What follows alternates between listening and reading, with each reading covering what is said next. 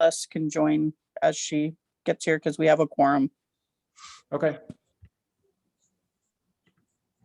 Darren, before I let everybody in, I'm gonna disable screen sharing because there's at least one name in the chat that I do not recognize. So just as a safety precaution.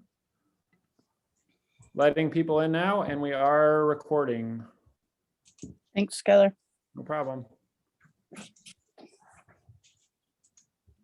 Oh, here's Celeste.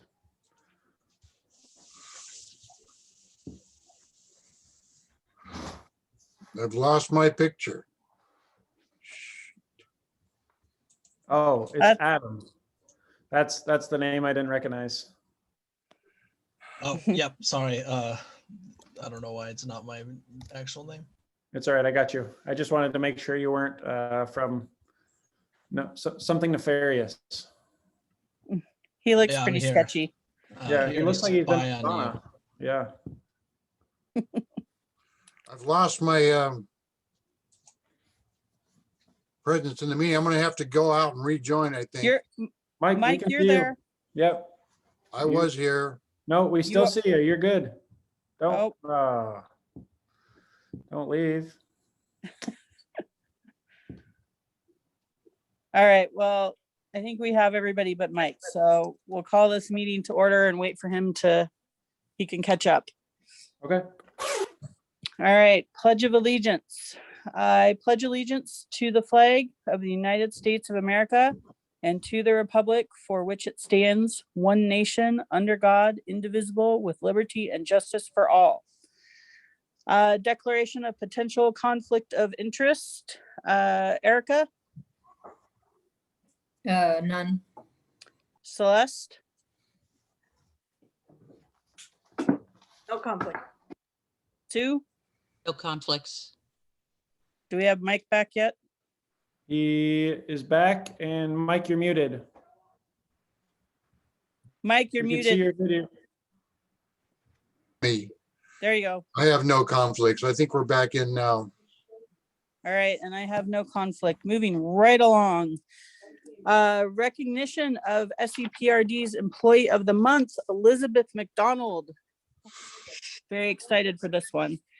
Elizabeth Word. McDonald is our Employee of the Month for February. Elizabeth has been with the district in multiple roles over the past 20 years. Her dedication as a team player and her priceless knowledge are a few of the many reasons the district will never be able to fully extend our appreciation. Elizabeth is always the first person to extend a helping hand, regardless of which department needs help. She has been a support to many children and youth programs and technical advisor to all managers, said Marcus Runkle, Finance and Operations Manager. I cannot think of anyone who is more deserving of this recognition than Elizabeth. Cheers to a great person, coworker, and community asset. And I would like to personally add that my children absolutely adore Miss Elizabeth. So congratulations to Miss Elizabeth. Approval of board meeting minutes for January 26th. Has everybody had a chance to review the board meeting minutes?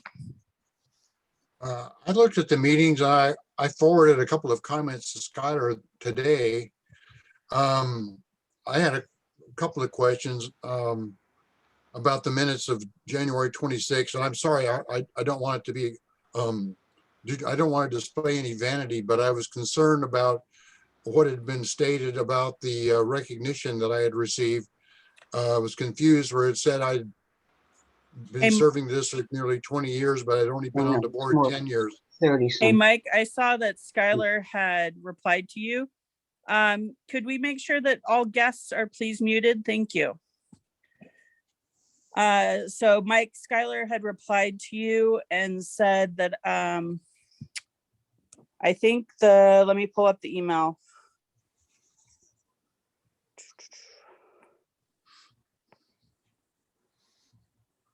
The certificate said 19 years because going back, that is the total amount of time that he estimated that you haven't been involved with the district, but 10 years is the continuing term of your board service, is what he said. Yeah, something like that. It didn't seem to be correct with what the record seemed to be showing. So Anyway, the other comments I had were moving on to the workshop for February 2nd and February 9th. I couldn't remember whether or not we had discussed the warming center at both of those meetings. It was maybe we hadn't received a letter from them yet, which we had to discuss on the 9th. I just couldn't recollect. Yes, we discussed it on both those dates. Okay, then I'm good with that. I move we approve the minutes amended as I suggested for January. Do we have a second? I'll second. Thank you, Celeste. All in favor? Aye. Aye. Sue, did you speak? I did in a muted tone. Okay, all in favor? Aye. All right, aye. Board workshop minutes from February 2nd. Do we have a motion? I I move, thought I just made a motion on all three of those minutes to. No, you I did. move- I would you move then, if there's any confusion, I move we accept the minutes for February 2nd. I'll Thank you, second. Mike. Thank you, Celeste. second. All in favor? Aye.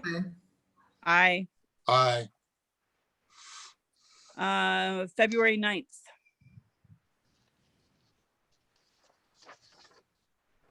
I think those minutes look pretty accurate. They're pretty simple. I move we accept the minutes for February 9th, 2021 for the workshop. I'll Thank you, second. Mike. I'm sorry, who seconded? Celeste, will second. Thank you, Celeste. All in favor? Aye. Aye. Do we hear Sue and Erica? I said aye. Aye. Aye. Perfect. Thank you. Skylar, can you please read the public comment rules of decorum? Yes.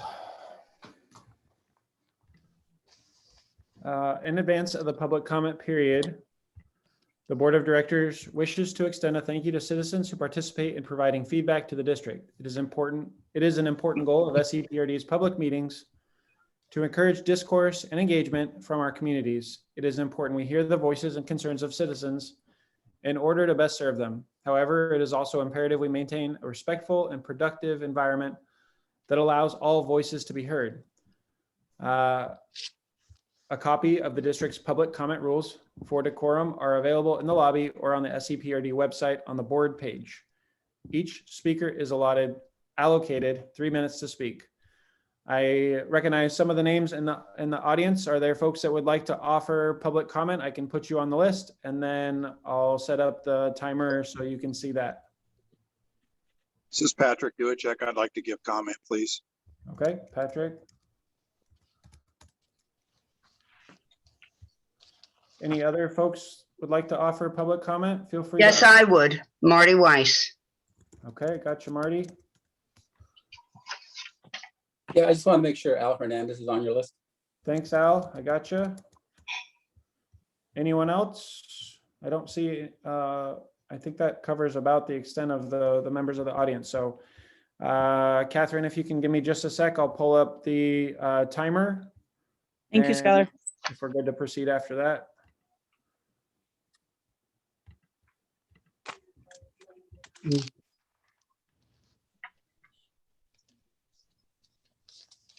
Okay, Patrick Duachek, go ahead.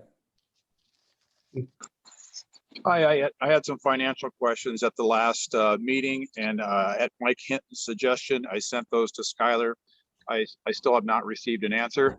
I did get an email from Skylar apologizing for the delay, but until I get an answer, I just would like to keep posing the questions. So my first question is, why aren't funds that are being utilized for the building being drawn from the building fund that was authorized by the budget committee? Second, how do we lose revenue? We've lost revenue from summer camp, $5,800 between November and December. Kinder Camp Explorers, $5,800 from November to December. And the day off trips lost almost $700 in revenue. there's only 1,500 in refunds, and I'm just trying to figure out where this almost $12,000 went. I also asked about how the COVID, I think it was 168,000 in COVID funds, where it is being tracked and where it is being spent. I asked why Sunset Empire needed to write checks for cash. I asked why did Sunset Empire need to write checks to the stand in the Seaside coffee shop. I asked why we're purchasing natural spring water. Is it for the general public's consumption or just the staff? I asked why we paid a COVID cleaning service almost $10,000. I asked about the memberships and whether or not they were personal or they were memberships for Sunset Empire as an entity. I asked why we were paying Liftoff LLC, a company that supports entrepreneurs to build companies. And I also asked why the new $80,000 software package doesn't provide a better expense report and showing which line items that funds are being spent from. That's it, and I look forward to getting answers. Thank you, Patrick. Okay, next was Marty Weiss. Can I go? Shall I go? Yep, please go. Okay. Writing a letter to the board, and I've sent it to Catherine, asking her to include it in tonight's board meeting minutes. At last month's board meeting, I referred to the 4 newly selected board members and their lack of knowledge and experience regarding the district. I said that none of them, except for Celeste Bodner, was really familiar with the district due to their lack of experience with it. Board member Erica Marshall took issue with this and said I was being divisive, the definition of which is tending to cause disagreement or hostility between people. I was not being divisive. In fact, to even suggest that I was being divisive is divisive in and of itself. I was merely stating what I believed to be true. I know that Board Chair Catherine Parker and Sue Coddington are newcomers to the district, and therefore their experiences are limited. Erica said she's lived in Seaside for 30 years and has extensive experience with the district. In that case, she should know that operations at the district have seriously deteriorated over the last 5.5 years. Please include this letter in the minutes of this board meeting. Thank you. Thank you, Marty. I also wanted to make a mention.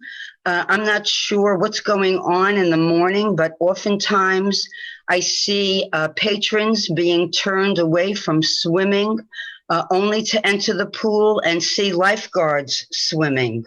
And I'm a little concerned about that, that paying patrons are not given priority, but in fact, pool staff and district employees are being given that priority. So if somebody could look into that, I would appreciate it. Thank you. Thank you, Marty. And then Al Hernandez. Go ahead, Al. Can you hear me? Yep. Okay. Yeah, I want to thank you for the financial statement of January. Because I've been looking at the financial statements, and to be honest with you, I'm a little bit disappointed with the quality of financial statements that the district has been putting out. For example, in the January financial statement, we've been carrying a long-term debt of about $215,000, which seems for about at least 14 months, if not longer. And somebody told me that was a flex lease. My understanding of flex leases or leases of that nature is that they're payable twice a year, once in June, July, second time in January, end of December, early January, with principal being paid in January. To my knowledge, the $215,000 disappeared come January. It was there in December. So what happened? Did we pay it off? I didn't see any kind of checks in the check register. What I think happened is this. I think we've been carrying that debt, or at least reporting that debt erroneously for at least the last 14 months. It probably was paid off in January, early January, late December of 20, yet nobody recorded it correctly, or at least it has never been reflected. Okay, so I'm concerned about the financials in that respect.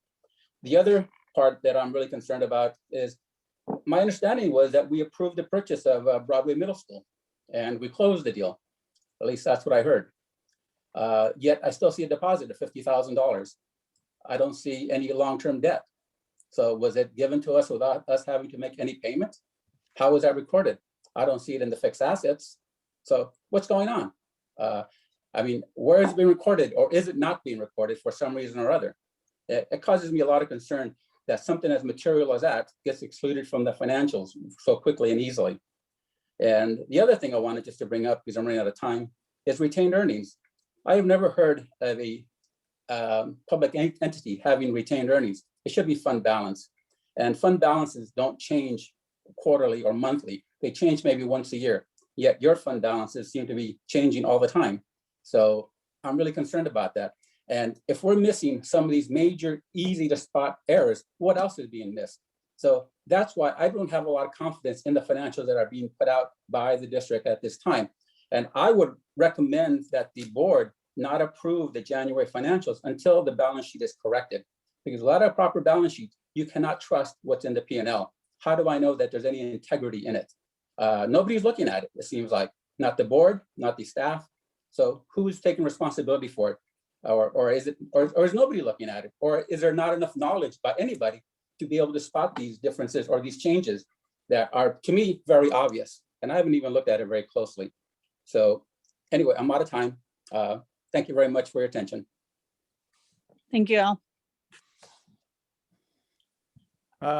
I don't have anyone else on my list for public comment. Are there any other individuals that would like to offer public comment today? Okay, Catherine, I'm going to turn the time back over to you. Thank you. Correspondence, I did not see any correspondence in our packet. Is that correct? Or am I just missing it? That is correct. I believe you have gotten all of the correspondence already, if there was any for this month. Okay, thank you. I should note, Ms. President, we used to include correspondence because I think maybe we didn't have the district's board emails readily available. But it seems like now that you have all made yourselves accessible in that way, I'm not sure if we need to have correspondence, or if you want to continue that trend. It's not a requirement. And I typically, if I get something that's for the board, I'm going to share it with you as soon as I get it, or in short fashion. So it might just be a topic for discussion, but not sure if it needs to be on our agendas as it has been. I think that I would like to see it, maybe not necessarily as an agenda item, but I would like to see it still included in the packet, since that is part of the public record. Okay. Sounds good.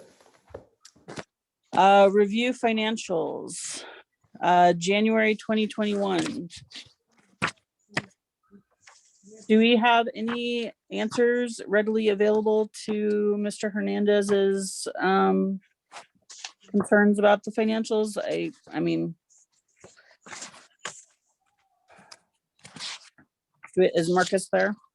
Yeah, Marcus is here, but I guess unless he wants to speak up, I don't think I have any answers. I would like to review his concerns with Marcus, and maybe we can address something to Mr. Hernandez, or to Mr. Hernandez and the board, if the board feels like his concerns are valid, or are there questions that are worthy of an answer.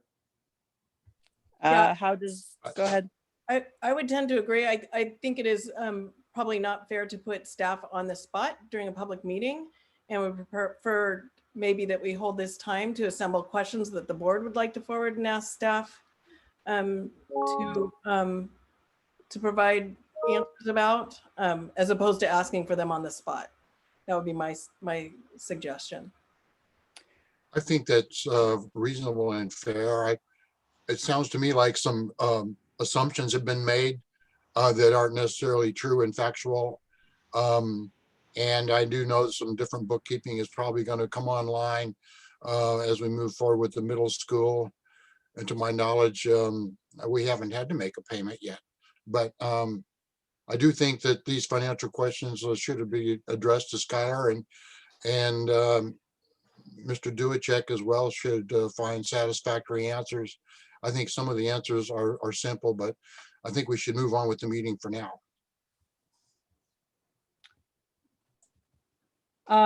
So would we like to table the approval of the financials until next month?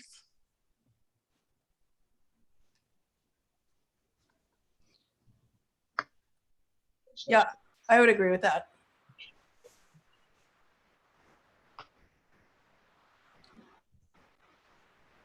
Anyone else? I just believe that these questions should be answered. Okay. Manager report, Mr. Gooch. Hello, everyone. Good evening. Good evening. It's always a wonderful pleasure to be able to present to you guys. A little bit different of a mix this year than it was last year. So hopefully it'll be entertaining, enthralling, and all of that.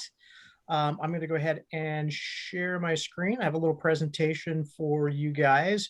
But before I launch into that, actually, I want to recognize an individual tonight. Adam Morse has joined us for this meeting. Adam is my intern. He started interning with me this past fall. He chose not to go back to college for this school year because of the COVID concerns. So Adam's major is actually in cybersecurity.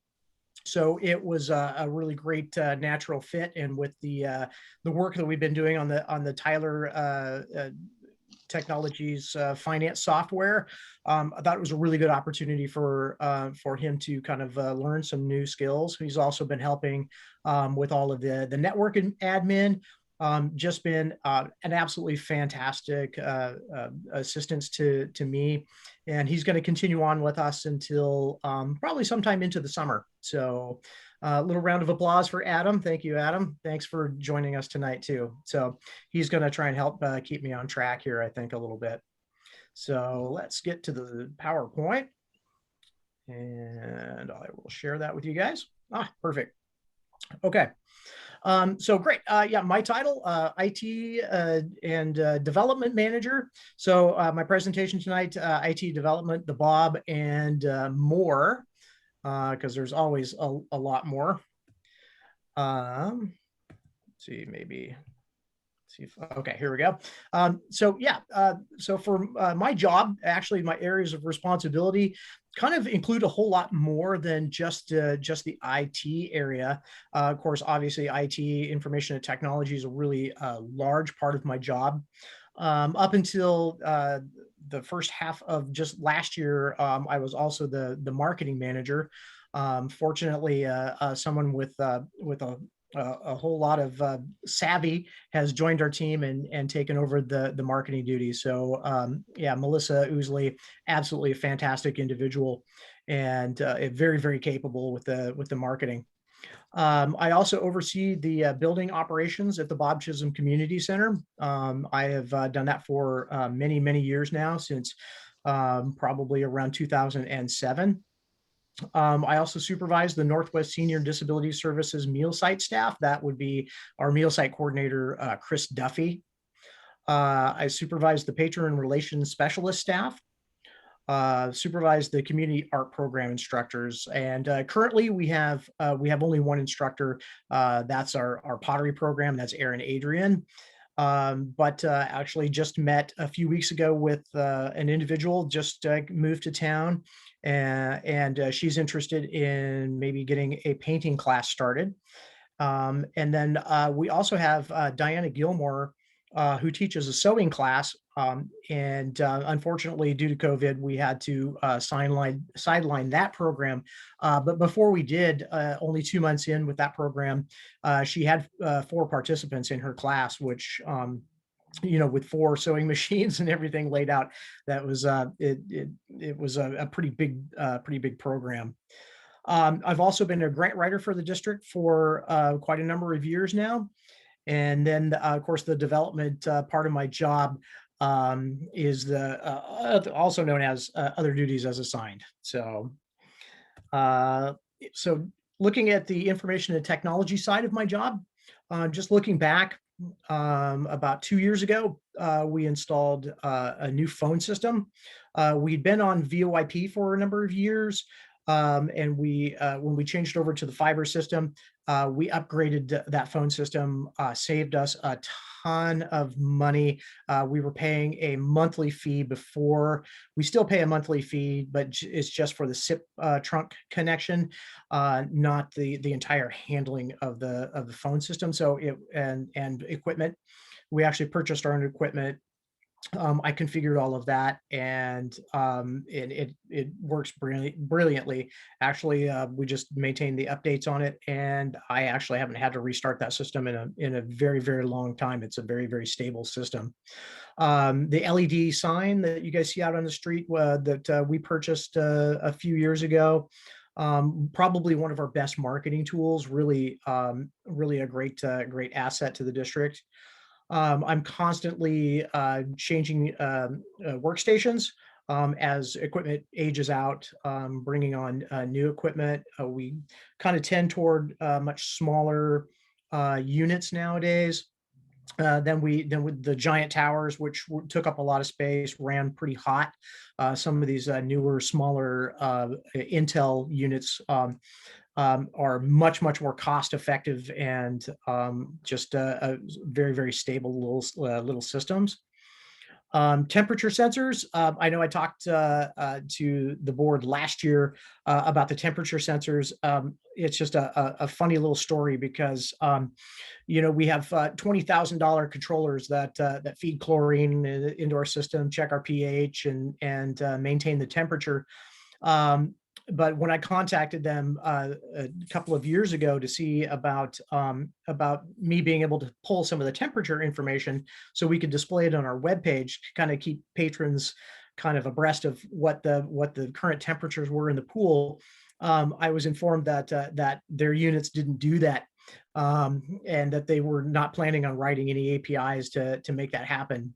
So it seemed to be kind of an important little feature that my marketing team at the time wanted to see as a part of the website, and that was kind of driven by a lot of feedback from our patrons. I invested in some small Arduino boards. I don't know how many of you have ever dealt with Arduino stuff, but they're little tiny chips like this. They cost about $10. And incorporated into that some $5 temperature sensors, and put the whole little unit together, and it actually uploads via Wi-Fi every 15 minutes the current temperature of each of the bodies of water. So that was kind of an exciting little project. So basically for under $30 a piece, I was able to get that temperature data up to the website. So that was kind of a neat project, and really I think added a lot of value to the website and the patrons, to be able to see that information. I do regularly get a lot of feedback from patrons, as well as patrons saying, yeah, I noticed the pool's a little colder today. So I know that they're looking at those. The updated rack mount server, we changed over. Our older server was beginning to age out. It was about 10 years old. So it was time to update that piece of equipment. So that was incorporated. So just looking ahead, the Tyler Technologies migration, that process is coming along. As a matter of fact, I just finished up with their tech guy today, trying to pull that data over from our current software and pull that over into their new system. So he called me this morning and needed a couple of more of the tables out of that database. So we're able to get that information over to them. So that process of migration is coming along. They've got most of it installed on the new server. However, now they're really working on looking over the integrity of all of that data that they pulled over. So that piece we probably won't see live for a couple more months on that. here's a piece that Adam has been helping me with quite a bit, and that is improving our network security and system hardening.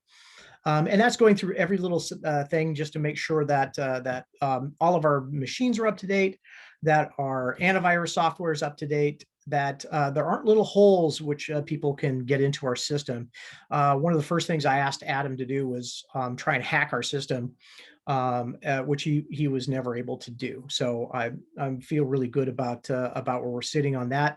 Our email glitched this last week. Again, we've taken the steps to make sure that people aren't able to get any access to any of our systems, whether they're hosted on site or off site.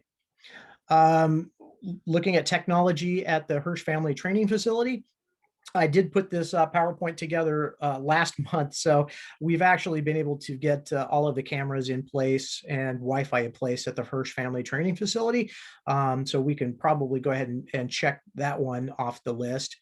The fiber WAN install at the SRC. Basically, what that is, we go through Wave or Coastcom for our internet, and that's a fiber optic internet. And what the fiber WAN does is just creates a secure tunnel between the two buildings. Currently, we have a WAN in place between the Bob Chisholm Community Center and the pool. Now we'll have a connection between the SRC and the pool. That basically keeps us all on one network. So when we add in the phones, we add in the computers, everything is basically on the same subnet. So then looking ahead at adding some additional security cameras. I had in my budget for this year to add a couple more at the Bob Chisholm Community Center. Really want one on that front porch to kind of see what goes on out there at night. I understand from the neighbors it's a pretty lively place. But I also want to be able to start putting together a plan for some security cameras around the SRC as well. So marketing, just kind of looking back a little bit last year or the past couple of years, we went through and did the website redesign to more brighter, cleaner look. Also, one of the things that I really made a big push to wrap up last year before I handed the marketing piece off to Melissa was developing a brand guide for our district. That's something that a lot of other entities have. Pretty much all of the other park and recreation districts have some kind of brand guide that talks a lot about how to use the different elements in our marketing strategy. And that's where do we place our logo? How big should the logo be? How is it that we use that logo? The color palettes that we're going to use with our publications, and the typography. So if any of you are interested in looking at that document, I actually loaded it up to your team site. So under the files tab on the team site, there's a copy of the brand guide for you guys to kind of look through. So I think you might find it kind of interesting. So looking ahead, of course, I can't speak for Melissa, but one of the things that we'd had on our dashboard for quite a while was putting together some rack cards that we can put up in areas around town where some of our tourists frequent, to kind of talk a little bit about what it is that SEPRD offers. And some short video clips for social media. These might be taking our instructors and doing a short interview, so folks in our community can kind of get to know a little bit more about our instructors and folks around the district. So the Bob, one of my favorite places in the entire district. So looking back, the main hall refresh project, we finished that up in I think we did the final on that in June of 2019. There was still one outlying project that needed to be finished from that. And if you look down at the bottom of the screen there, you'll see that's our donor recognition tree. That was one of the elements that was offered to folks that donated $500 or more to that project.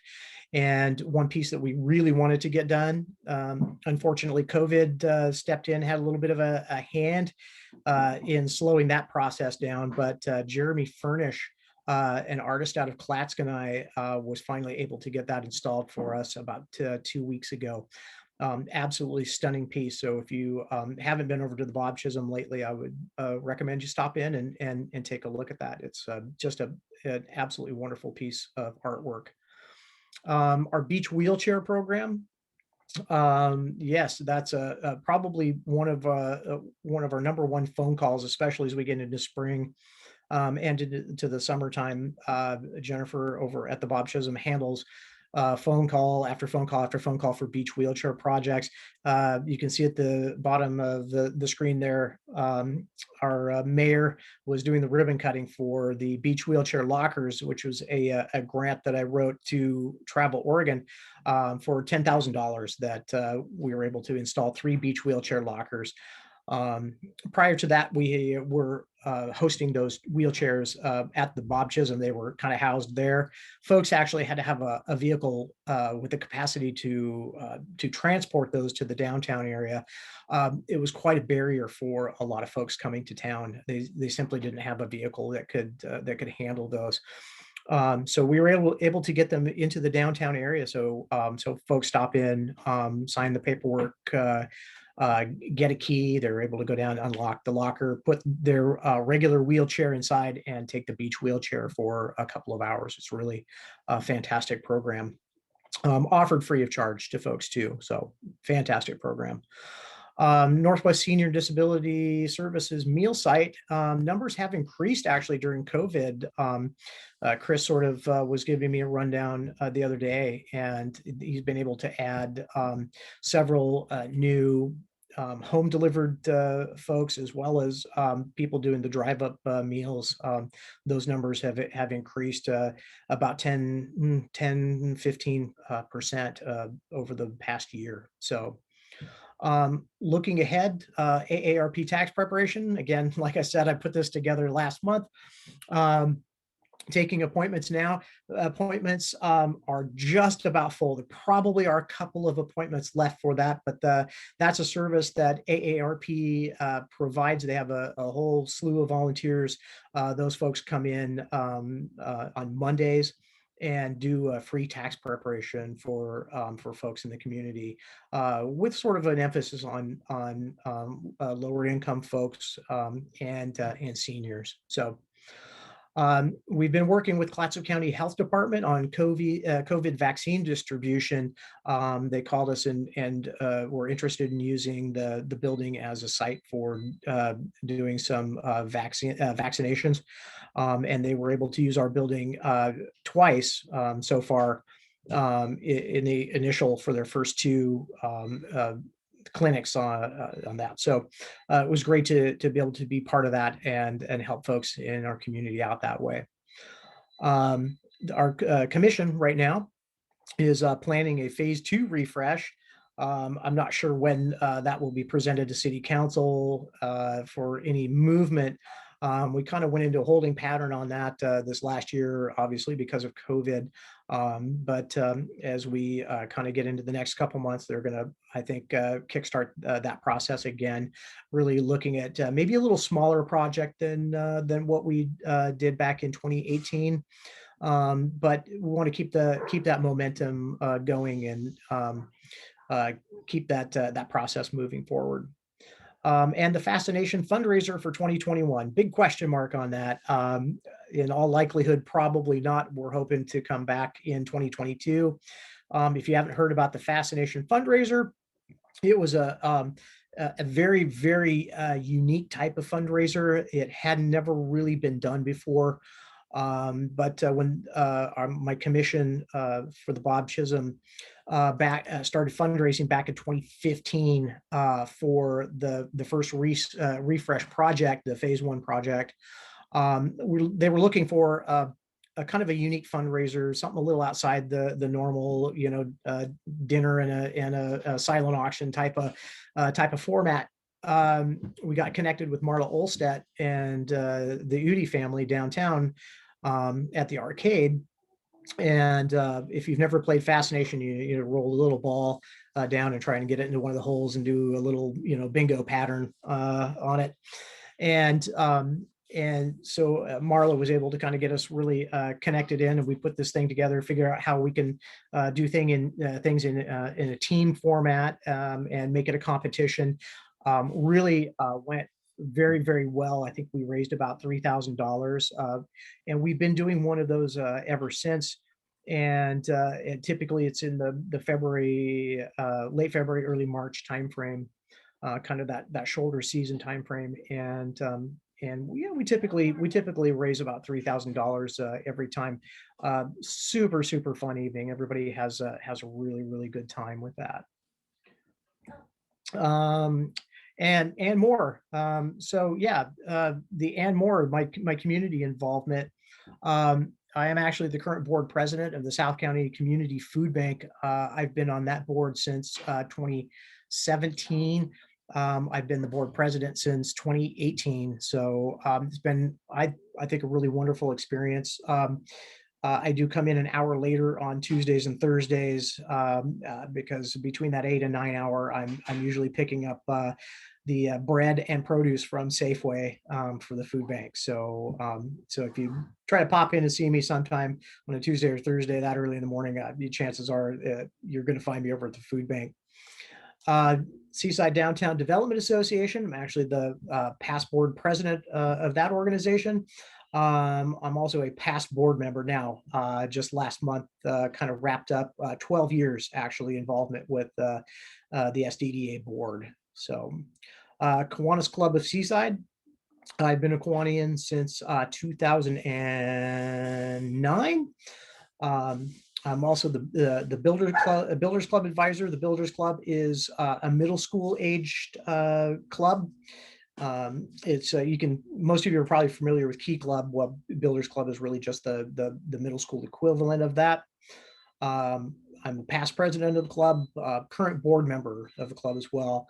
Kind of my duties with the club are organizing the annual Christmas tree sale in December at the Seaside Outlet Mall, and also helping to organize the annual Harry Miller Camp Kiwanalong charity golf tournament that's usually held the second Saturday in May at the Seaside Golf Course. So a little bit about what I do out in the community. So, and I will stop sharing this and defer to the rest of you if anybody has any questions for me.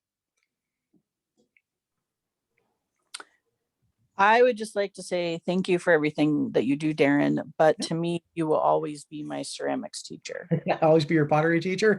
Yes. Yeah. For those of you that don't know, yeah, Catherine was one of my early pottery students in the early years. Wednesday night, I think, if I remember right. Yes. Yep. Between 6 and 7:30. Yes. Many years ago. Yep. I truly appreciate the work you guys did on the Bob. It looks beautiful in that main room, and I look forward to seeing the tree. It looks, from the photo, it looks beautiful. It is. The pictures don't really do it justice. When I talked to Jeremy about this several weeks ago, he told me, he said, well, unfortunately, COVID kind of shut down the company he was working with in Portland that made the little bronze leaves. They were shut down for about 6 months. So that slowed that process up. But the tree itself is made out of a hunk of maple. And while it was drying, several of the first pieces that he had developed some cracks in them. So he had to go back and grab a couple more slabs and dry those in a little bit slower. So they didn't get the cracking, but absolutely wonderful piece. Thank you, Darren. Yeah. You're Great welcome. job. Thank you. Does anyone else have any questions for Darren or comments? I have a comment and a couple questions. So one is I do check the temperature I noticed the temperature on the webpage. So I think that's a cool feature that is great for our patrons to be able to see. And I love that you sort of hacked that to make that possible. Also, I think that's great creativity.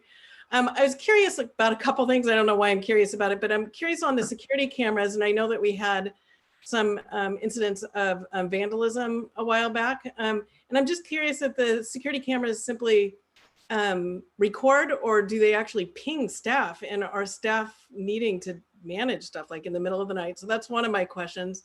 The other question I had was regarding both fundraisers, and I saw that you did grant writing, is whether or not, how does that coordinate with what the foundation does? And is there a coordination between the foundation and what you're doing at the actual district? Oh, okay, sure. Yeah. Yeah, so it does coordinate with the foundation. We tend to, and I say we because nowadays I'm not the only person writing grants, but we tend to write the grants on behalf of the foundation, since the foundation doesn't have, you've got the board members, but not all board members are grant writers. So in a lot of cases, we'll write grants on behalf of the foundation. So when looking at the security camera question, so yeah, no, those don't they don't tend to set out alerts. They're not recording all the time. They record on motion, and they're very, very sensitive. And we can set that sensitivity higher or lower. I like to think I have them set kind of in a sweet spot where they're not going off all the time.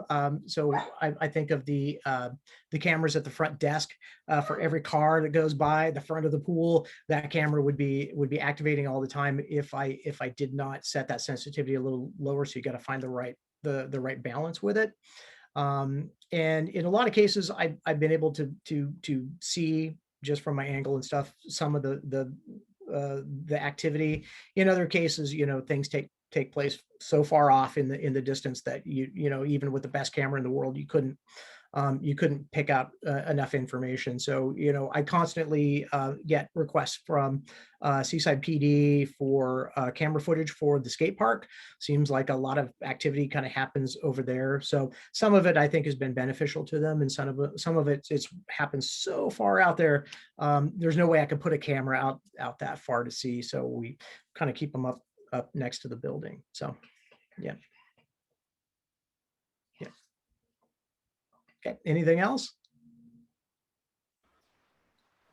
All right. Catherine, before you go on, I just wanted to tell Darren and Adam as well, and thank you for joining, Adam. Just thank you and great job for all your hard work. I know I throw a lot at Darren on a pretty continual basis to address, and he didn't mention the great assistance that he's provided to the district as we have facilities that are sometimes challenging and complicated, and Darren coordinates, all of the rentals for those facilities, including what's become a popular spot with the gyms at the SRC, the Sunset Recreation Center. So his connections and his willingness to get some of those things done has been a great resource to our community for a long time. So thank you, Darren, and thanks, Adam, as well, for joining. Appreciate it. Thank you. Thank you, Darren and Adam, for your invaluable service. We appreciate both of you. Old business, we didn't have anything under that. New business. Recognition of the Providence AED donation. I saw the letter that you put in there, Skylar, and that is amazing. I'm incredibly excited about having 3 AED machines and first aid kits for the SRC. So thank you so much for that. And that was donated by Providence. The Sunset Park and Rec Foundation board member approval. I saw that the board of the foundation has asked Rachel, I'm going to say this wrong, Sashak? Did I say that right? Just Shaq. Shaq. Okay. See, I knew I was going to say it wrong. And Justin Abbott to join their board. I am familiar with Justin and incredibly excited about his joining. I am not familiar with Rachel, but I'm sure that she will be a great addition as well. Do you need a vote to approve them? I do, yeah. Do we have a motion? I would move we approve these 2 new foundation appointees. I think that's great that we can build up the foundation again. They do a nice job. We've got a lot of work to do to overcome the loss of fundraising this past year, and I hope we can work together. Do we have a second?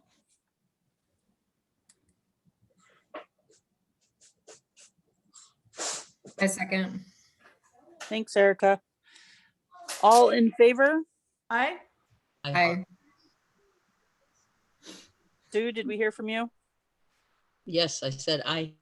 Thank you. Aye. All right, moving right along. 2020-2021 SEPRD audit. Did everybody receive their copy of the audit? Yes. Skylar, do you want to share anything in particular regarding the audit? Well, I asked Marcus to be here with us, and he's joined the call. So Marcus, if you want to share anything, but I'll kind of provide a little bit. This is our third different auditor that we've used in the last 6 years of the district. And the first year that we've used Kernan Thompson. And if you remember, I guess some of you, I don't exactly remember the timing of how this all went down, but we decided to switch auditors right at as all of this pandemic was starting, and we put out an RFP for that service.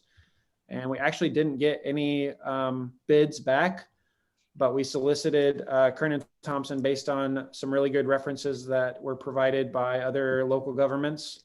And I can speak from my perspective. Marcus has dealt a lot more with them, but it was a very pleasant experience.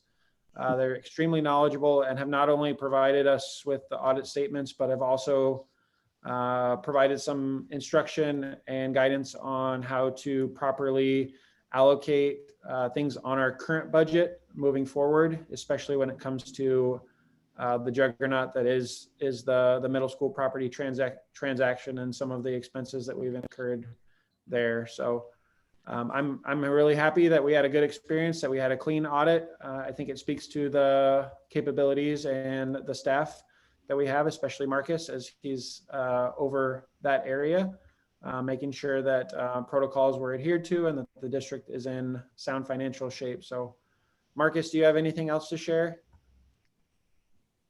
I think you covered it pretty well, Skylar. I think that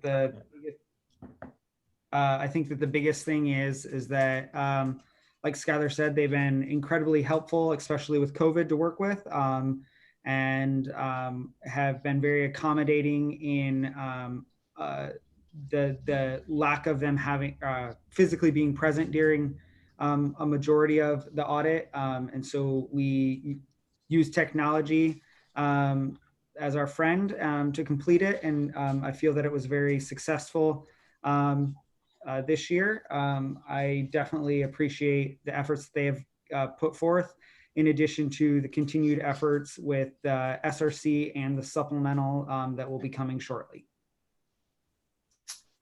Thank you, Marcus. Skylar, Mike and I were both present when we chose to move forward with a different audit company for this last year. And it seems like this was a much different experience than that particular audit. So I'm pleased to see the results of the audit. Sue was present too. Oh, thank you. I think from our perspective, I mean, it's great that we have a clean audit. That's probably the most important thing, but a lot goes into those interactions. And I mean, it's I don't know if I could put a number on it, but I would guess it's probably around 50 to 75 hours of staff time, mostly Marcus.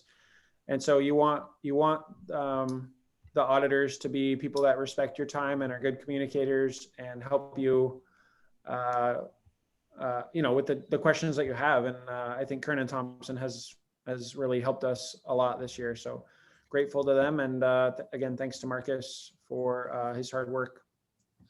Yes, thank you, Marcus. I thank you for the audit. It came in a lot better, a more timely manner than last year's contractor. It's obvious from the report that Kernan Thompson are looking forward to reviewing what will next year, perhaps, which will show our supplemental budget, and we will see the bookkeeping and accounting start to come forward for the recreation center too. So it looks like they're well prepared to advise us on that. Thank you. I'm also really pleased. I know Kernan Thompson has a great reputation. I'm familiar with them as a company. So pleased that that the district is retaining them and that it's worked well. I'm curious with the new accounting software. I'm just curious about what kind of technical assistance or guidance they're able to do. And are we up and running on our new system yet, or is that still in process? And I'm just wondering how that matches up to the audit season, or to the financial calendar, and and I guess to the audit season. I'll take that, Skylar. So so we have been in contact with them the entire duration of the contract with the development of Tyler Technology.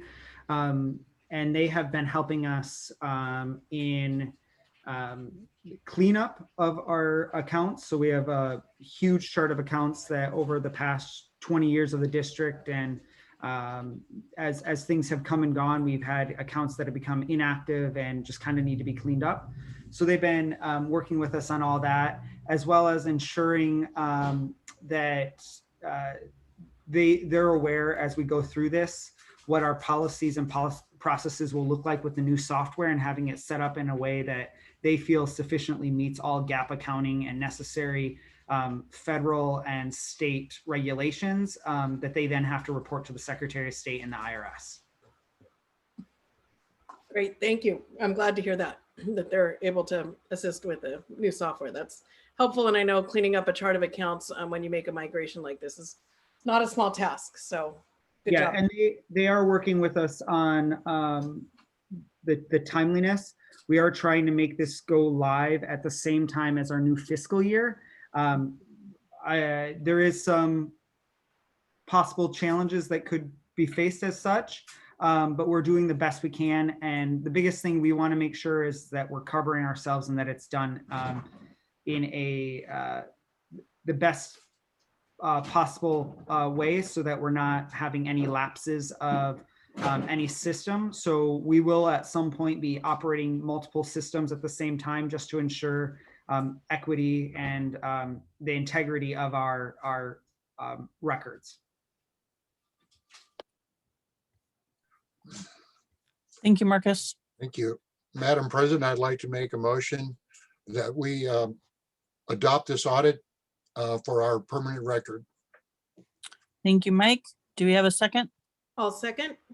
Thank you, Celeste. All in favor? Aye. Aye. Erica, Sue? Yeah, we're saying aye. I think it's just happening at the same time as everyone, so. Okay. I just want to make sure that we have it on record.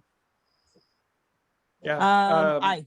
Catherine, you may want to just help. What I've seen some other public agencies do is a roll call vote, and that way each board member would make sure their vote was recorded. Okay. That's up to you though. I noticed the Seaside School District doing that as well.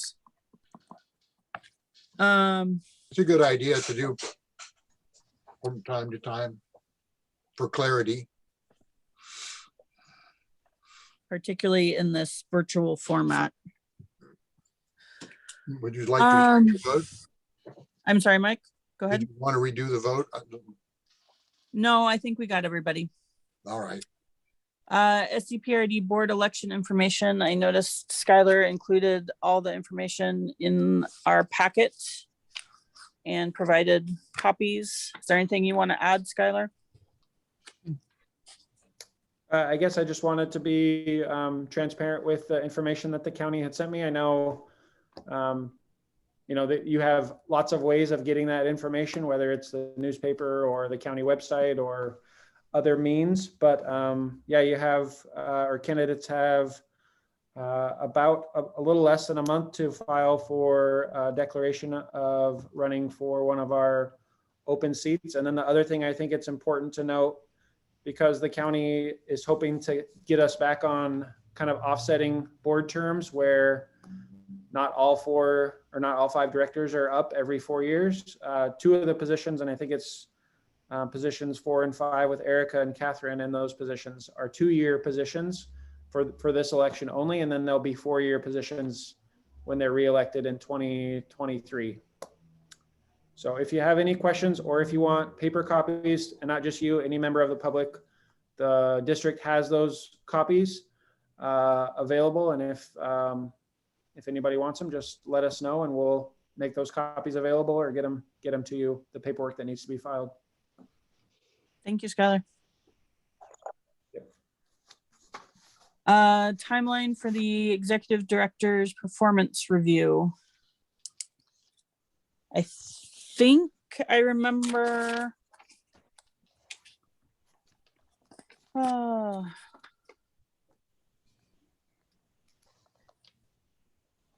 we were going to hopefully do your performance review before the new board was appointed. Is that correct?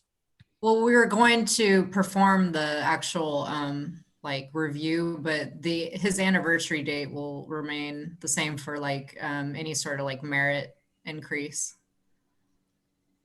Right. So we'll do the review. I mean, the other option is we change the anniversary date altogether this year to make it fall in line with possible elections in the future. Can you, what's the difference between those dates? Do you happen to recall, Catherine or Erica? It's July 1st, I think, right, Skylar, is your review date? Yeah, my employment anniversary is, I think it's July 13th. But, yeah. Yeah. Probably July, we'll do July 1st. Yeah, typically my review would be conducted in June, which yeah, I guess part of it is to clarify when that's going to happen, but also what other steps will happen before that, and make sure I know what I need to do or to be doing to, make sure. I think the main step, Skylar, is the follow-up on our meeting we had a couple weeks ago. Just if you can kind of put your updates into that document that we had started, and maybe by next month, I don't know if that's doable for you, that you have those in there and we can look at that as a group maybe, and just make sure that you have your objectives and then we're ready to review those. Yeah. And I think, would it be correct then, Erica, that for this year, weren't we trying to back up the actual performance review date to May to give us some time before term ends? And would it be acceptable to actually conduct a review in May with any kind of compensation adjustment taking place just at the anniversary date? There wouldn't be a problem with that, would there? Yeah, like we do the review and then the 1st of July is the compensation date. Is that what you mean? I mean, I think it gives us a chance to conduct the review in May, probably do, if there's anything we need to manage or discuss at a board meeting in June. Yeah. Yeah. Yeah. Yeah, I think that's the best way. I think it's probably the most equitable approach. I think the only question, Skylar, I have is what the last time when we did your review back over the summer, there was a pause on merit increases for staff. So I just want to make sure that any kind of compensation is probably like equitable across the board. So I don't know if you've lifted, if you're planning on lifting the pause on merit for maybe the new fiscal year, or, I mean, another thing to consider, just because we're doing it at Mercy Corps right now, is we're probably going to do away with like anniversary dates. We've also put a pause on merit adjustments due to COVID. And I think you could take a step of having like one date for all staff, since you've already paused it for the year. So you could do like July 1st for all staff, right? Instead of like anniversary dates going forward. Sometimes it's just easier when you know that the performance review season is all at the same time. Like everyone knows that that's happening and there's space for people to work on it. So the only downside I could see to that, which I don't know, would be if somebody left right before their merit increase or got hired. I don't know. And you can prorate things as well, but if you're leaving 6 months before, then probably you're not eligible, but you could put some criteria in place for that either way. But it might be just a good time to I don't think you need to go into depth about making major changes, but it might be a good time to look at a couple small ones. Yeah. So maybe Okay. Skylar, if you want to think on those suggestions, and then we can touch back on that. But I think it sounds like moving your performance evaluation to May would make the most sense, because then you're not dealing with a brand new board. And then the question that we have is moving your anniversary date for a merit increase. Yeah, commonly in the budget process, any increases commonly budgeted for pending board approval. So in July, after the new fiscal budget is enacted, the 1st of July would be appropriate time. Yeah. For all increase. Okay. Yeah, I just think I think the most important thing, Skylar, is just whatever we're doing for you, that we're doing consistently for everyone else. Okay. I agree. I think that's Moving it to May makes sense. It's whatever, we could probably handle the workload at that time. We should be able to handle the budget should be ready for a public hearing almost by then. And so I agree. I think moving it to May makes a lot of sense. And Erica, I know that you were doing some thinking and work around developing objectives, and recognize that we will have burned most of the year to be able to, or developing objectives here in the final stretch of the year that we're reviewing for Skylar. But I actually think it might make sense to try to at least define some small objectives for this year that will get us in a groove to be thinking ahead for the next fiscal year, and defining some better objectives at the start of the year and starting the year off that way.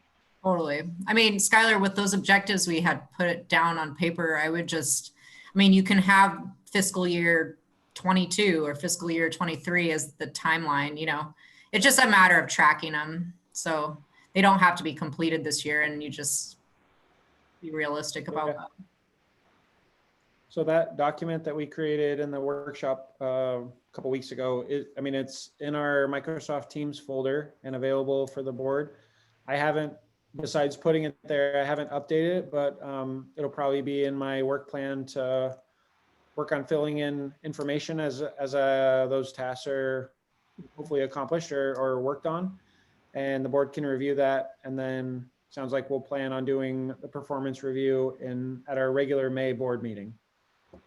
Yeah, Skylar, there was more than just like updating whether they're completed. I think there was some questions on just like a lot of it. For example, timeline, or just making sure that it's even realistic. I would just review that a bit in depth. I know that Okay. there had been some questions about like training, is there any other additional training that you wanted to see, or goals that you have for yourself? So if any of that, and like Erica said, it doesn't have to be necessarily for this fiscal year, but you could put, I would like to attend such and such a training, or attend, get such and such a certification by, 2023, or, and that would be something that we could measure as you make progress towards that goal. But those aren't things that we necessarily know that would, you kind of need to decide those for yourself, I think. Yeah, that makes sense. And then can I just ask for clarification? Will we still, in addition to sort of taking a look at objectives and sort of accomplishments in that way, will we also be using the same performance evaluation instrument that we used last year, or middle of last year? I think so. It went pretty well hand in hand with the spreadsheet that Erica developed during our workshop. A lot of the questions were the same. Something that I've been kind of toying with that curious what other people thought is, I know for like my husband working for the state, they do like a 360 evaluation where they get feedback from people that are, below him, at his level, and then above him. And I don't know, that's a piece that we've never really received, I think, because it's always just our feedback to Skylar. I don't know if that's something that we would like to add. I mean, I would defer to Erica on it. My only piece would be is I know that that I'm an advocate for having some more HR resources on staff to assist with lifts like this. And so and Erica, I would defer to you and see what your thoughts are about that. I mean, I think I've heard mixed reviews on 360s. I think if managed well and with good structure in place, I've heard that they can be really excellent. But I've also heard of some stories where they sort of go off the rails. So I don't know, but I would defer, Erica, this is your wheelhouse. What do you think? I think it would be good. I just agree that there's not, I mean, I don't know, maybe we need to have a larger conversation in general just about like HR for the district, Skylar. I mean, you and I have talked about it, but I think the main thing with a 360 is that you do have someone either guiding the manager on how to interpret or to communicate the feedback, because it shouldn't be like verbatim. It should be summarized into themes. So I just, I mean, it's pretty simple. I just I think it would be good, maybe. I think we should maybe do it. Considering we're the ones consolidating the feedback, I think that it might be a good thing to try, Skylar, and then you could use, so. Skylar, what are your thoughts on that idea? Oh, you're on Just mute. having never necessarily done one of those, I think as we've done upward, I can't remember what we called it, but we did offer opportunities for the management team to provide anonymous feedback about my performance a couple of times in my review. And I think that was really beneficial for me. I'm not sure if it was beneficial for the board that received that feedback.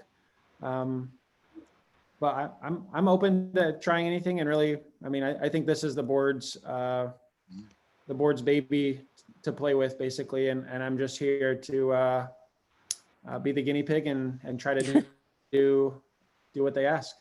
I have an open mind about the process. So I could do it if you want, if we want to just like nominate me to do it. I mean, I already have a template that we use, and I could just be the one to collect the feedback and then try to, make sure that it's all themed out. And so Erica, what I was sort of envisioning, and you can, jump in anytime, but we have that spreadsheet with the different themes and different categories and then different questions underneath it. I think that could pretty easily be turned into like a Google form that you can just, click your, rate Skylar on these different areas 1 through 5. And then that information can be consolidated and, presented alongside the board's, the board's section. now, why don't you and I talk about it? Because we were working on performance reviews anyway. So why don't we look at that and then we can just report back. I think that would be fine. I think it's a fine idea, but as you say, a template or having some kind of uniform method that we can apply now and in the future that all people can use and respond to uniformly is important, so that we can interpret it uniformly. And also try to, Skylar may want his evaluation in executive session, so some of the information should remain confidential unless Skylar so chooses. Right. All right. Well, do we need to make a motion at this time to move your review, Skylar? I mean, I think Catherine, we're not moving the review effective date, right?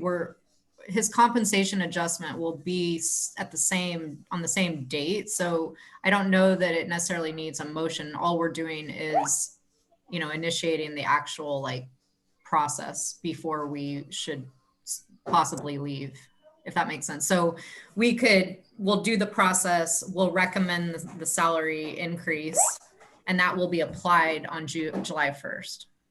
Okay. Does that make We sense? could put this on new business for next month and continue to review it as the template comes together. Okay, anything further under this topic for tonight?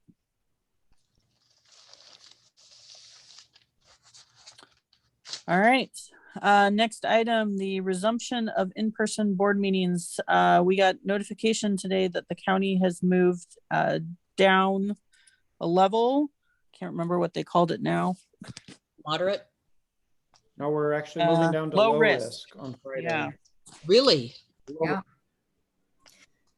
Although we did have 10 new cases today, so I'm not sure how those go hand in hand. But so I'm hoping with everybody's approval that we will be able to resume our in-person board meetings for next month. Does that sound good with everybody? Yes. Okay. Yeah, I mean, I think that's fine. I'm a little bit worried about going back into this very small room if we have a workshop, and wondering if we can use the larger room at the Bob, just to make sure we're maintaining distancing. I know, at least for myself, I'm not going to be able to get a vaccine for a while, and so would like to still maintain safe distance. Yes, absolutely. I know Skylar, I think, is hoping to prepare one of the rooms at the SRC and start utilizing that facility. I don't know if that will be ready by next month or if we will be in the Bob, but either way, I think we can find a space with plenty of room. Yeah, I anticipate our March meetings probably being at the Bob, but we're working hard to prep the SRC for community meetings such as this one. So, and that's great feedback, Celeste. We'll try to make sure we have a bigger space arranged for any workshops too. And we're still maintaining masks and the check-ins with the Yes. temp checks and that kind of thing. I think that's still really important. Yes, I would agree, Sue. Yeah, that's our plan for all patrons and staff to continue those directives. All right, executive director report. Okay, well, thank you, everyone. It's been a great meeting. I was noting to staff that this feels like the first board meeting we've had in a long time where we didn't have an executive session scheduled. So unless you all are gonna amend the agenda soon, it's really nice to not have that. Not that I don't look forward to those parts of the meeting either. We're moving right along. Yeah, it's great. So I just wanted to share a little update. As Catherine just said, the county is moving to lower risk starting on Friday, which is great news. And we're really hopeful and optimistic based on the daily counts that the county is providing, that we have hopefully made it through the last of our forced closures. I went back and kind of chronicled how many times we had to reopen and close the pool since we closed initially on March 13th. And by my count, we had 6 closures over that about a little more than 11-month period of time. And I think that that obviously we've talked before about the challenges that presented, kind of going back and forth with our staff and with the mechanical system of the pool and all of the other protocols that we've adapted to and implemented. And I'm just really, again, grateful and appreciative to our staff and to the county health department for being a great resource, and also to our patrons who by and large have really accepted the changes and the challenges of being open, and have still, kept our patronage really high, and really happy to say that even after all of those closures, usually it takes a day or so, but we're typically full within the next day or two of lap swimmers and fitness class participants, and swim team fills up when we have those programs running. So again, hopeful that we won't be closing again for some time. I did want to share a little bit more about our childcare program. As you all probably know, the Seaside School District reinstated in-person learning for a lot more children, or at least for the option of them to do in-person learning. So that's kind of forced us, I guess, to sort of change our emergency childcare program, because previously we've been providing care, for the whole day and kind of structuring the care and the instruction based around the school district schedule. So those of you that stop by the SRC, you would go by those classrooms, or we had one classroom at the youth center where, there'd be 10 students in a room, all on their Chromebooks with their headphones, all dialed into their individual classes. And with the changes that the school district proposed, a lot of those students are going back to in-person learning for parts of the day or parts of the week. And so we've kind of adjusted our program plan. But I think it's going really well. Last week, kindergartners and first graders went back for half day in their cohorts. And then next Monday, second and third graders will go back. And then 2 weeks after that, fourth and fifth graders will go back. And we're kind of working through the challenges and the new schedule, but it's actually, I think, going pretty well. Most of the kids that are in that first cohort that are already back, they're spending their mornings with us in the district program of the district childcare program. Then they take the bus up to the new elementary school.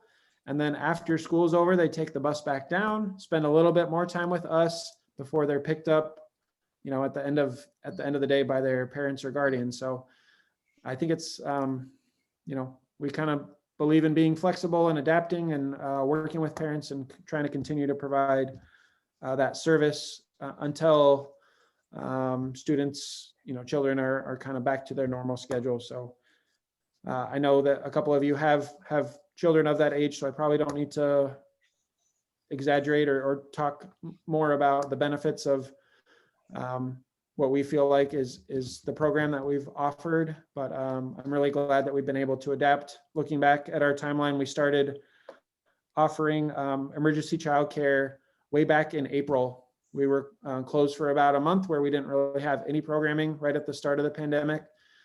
But April 6th, I think, was the first day that we offered a childcare program, and we've been providing care to a lot of the same kids since that date. So a couple of other updates from me in regards to the SRC. We've continued working in that space to make sure that the building is functioning well, looking nice, being maintained at its current levels, or maybe even operating a little bit better than it had been, at least since students haven't been there in a while. We've had an abundance of requests for gym space and work through those requests. As I mentioned, Darren and his staff have handled those requests really well. And I think we've coordinated a schedule that works for folks while staying compliant with the guidance right now from the Oregon Health Authority. We've also, continued working on just kind of cleaning and inventorying the space. I know Erica has walked through, and a few of you have been in the building. So I'm really happy with the work that's gone on. It's every day that we're over there and kind of having meetings or discussing different topics. It sets in a little bit further that we have this great opportunity.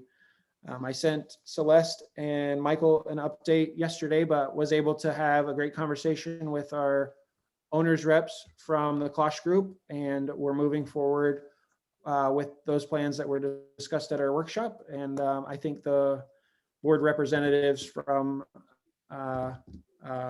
your side of the coin will have updates to share. I can share those updates as we move that part of the process along. Supplemental budget update. I did put a little timeline prepared by Marcus. Thank you, Marcus, again, in your board packet. So we are planning on presenting a supplemental budget to you at our March board meeting, which will be actually 1 month from today, March 23rd. The reason why we decided not to do it this month was because, well, one, it's a lot of work to prepare the supplemental budget. It's not an easy supplemental budget to prepare. But also there's some budget notices that we have to make sure are published in the right timeline, published in the newspaper, a hearing notice, and then hold the budget hearing. And then we'll provide the supplemental budget after hopefully it's approved to the county assessor. So look forward to that next meeting. And again, thank you to staff and especially Marcus for his work. I wanted to share a little update on our special events. I have a document in your packet that shared we did a special event or a contest kind of called Love Letters to SEPRD. We wanted the opportunity for our patrons, our community, to provide positive feedback about the district. And we got a number of really awesome responses, and those are what's included. And when we drew from those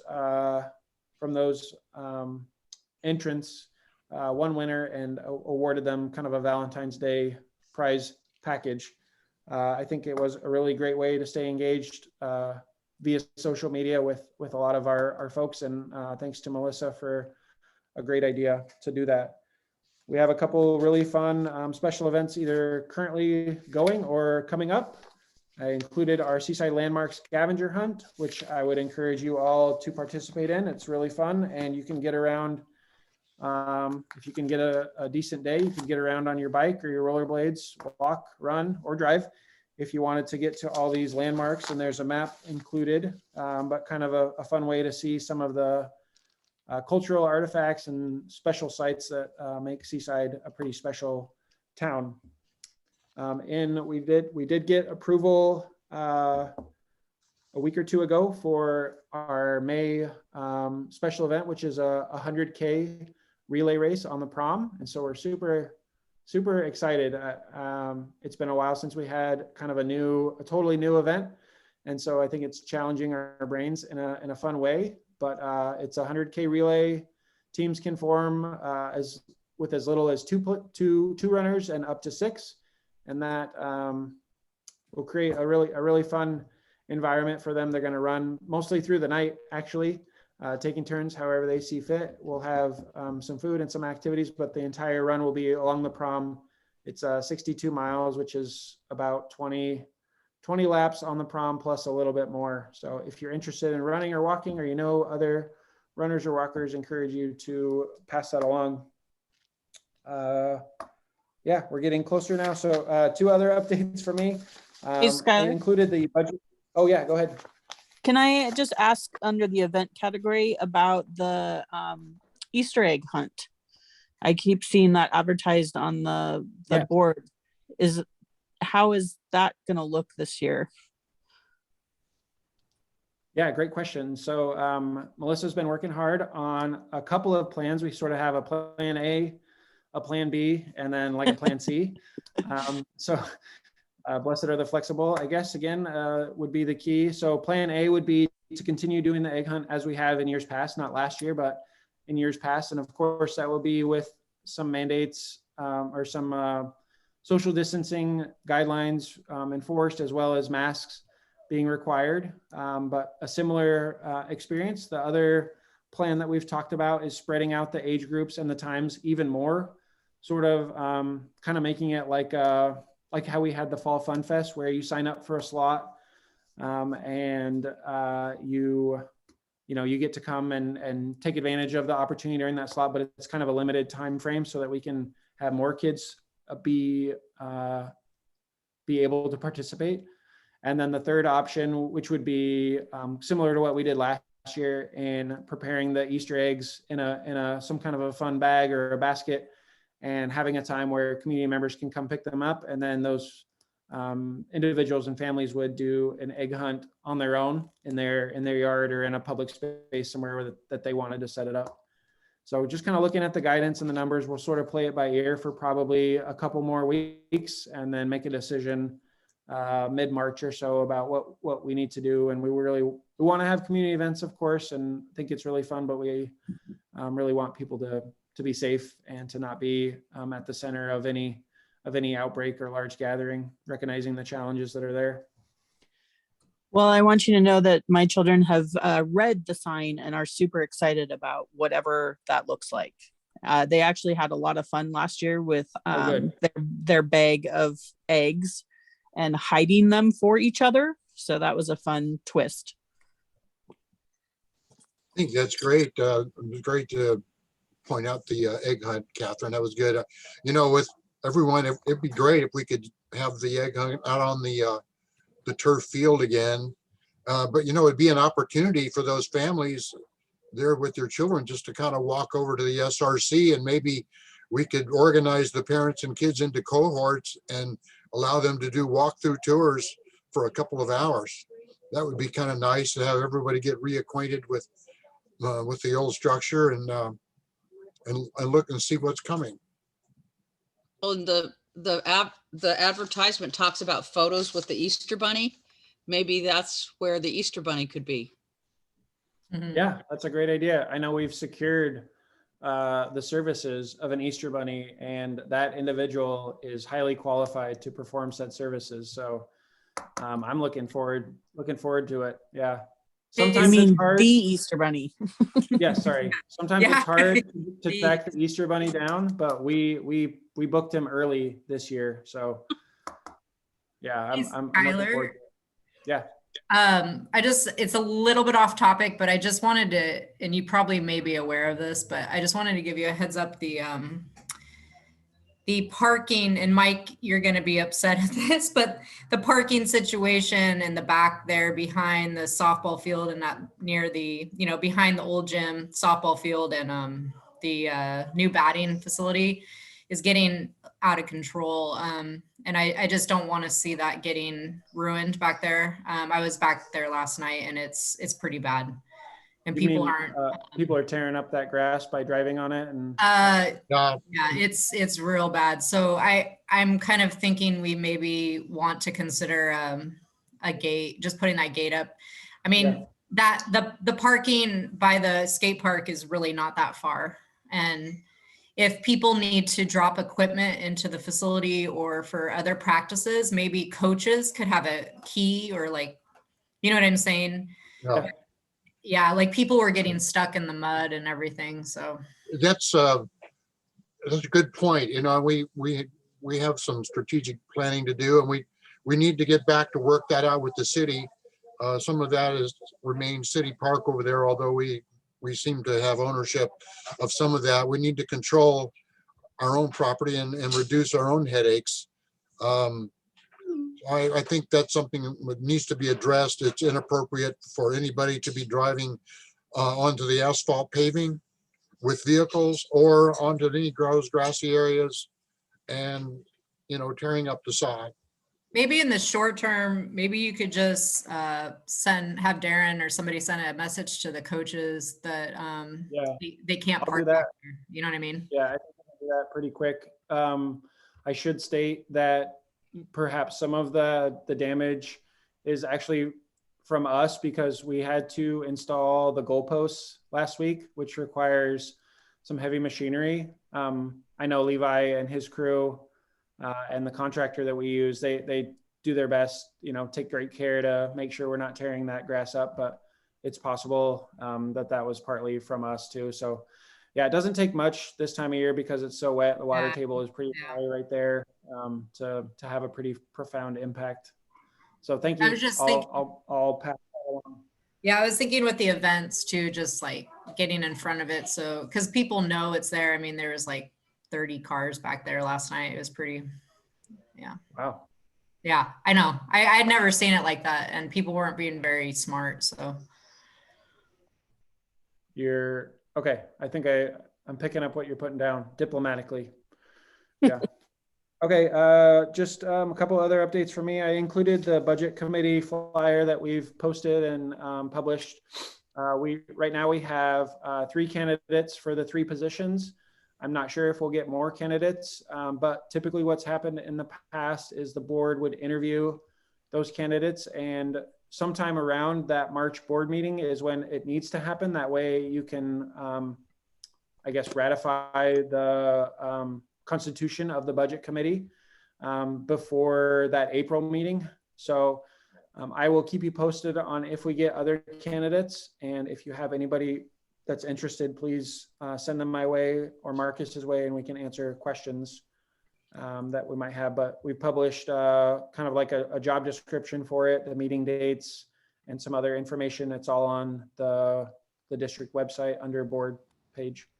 Can you refresh my memory on what is the meeting schedule for the board, the budget committee? Do they meet monthly or quarterly or? So, yeah, the way that it will work is starting in April, the board will meet on their fourth Tuesday. And I can't remember the dates off the top of my head, but whatever that fourth Tuesday is in April. And then at 7 p.m., which is what you guys decided, I think last month, that's when the budget committee meeting will start. So they'll meet that fourth Tuesday of April, and then have basically 30 days to review the budget. And then hopefully at the May board meeting, again on that fourth Tuesday, they'll approve the budget, and it will go back to the board for adoption at the June meeting. So just 2 meetings. I mean, unless there's questions or concerns or big changes that have to be made, it's typically 2 meetings. And they'll be both starting at 7 p.m. Okay. I was just curious when I was listening to Patrick talk about it. I'm wondering how often, I was just wondering how often the committee is able to submit questions or talk through as a group some of the things that are coming up. I just wondered Celeste, I know you've served on it before. I just wondered if there was any perspective on. I also served on that, and Catherine. it was, you elect a chair of the budget committee, and then if you have any questions, you communicate during that month with that chair, and they work to get your questions answered. And then hopefully by the time you get to that second meeting, all the nitty and gritty have been resolved, and you can approve it. Because I wonder what the coordination with, or I haven't had any interaction with the budget committee, and I wonder, is that normal, or would there be interaction between us and the budget committee at all? Or normally it's just those 2 meetings, and then they are kind of dissolved after that second meeting until the next year. They like I said, they elect a chairperson, and then it's those 5 members kind of communicate with their chairperson, and the chairperson communicates with Skylar and the board. As far as I'm concerned, as far as I know, they could interact any number of ways, but it's good that the chairperson is a spokesman for the committee. But it's an interactive kind of thing, as long as we don't have a quorum outside of the budget committee meetings. I'm actually wondering, and I can't recall, to tell you the truth, if we had this, but I don't believe we had this when I was on the budget committee. So one thing, Erica, is that we're also on the budget committee, correct? The board members combine with the budget committee members. So we sit in on those meetings also.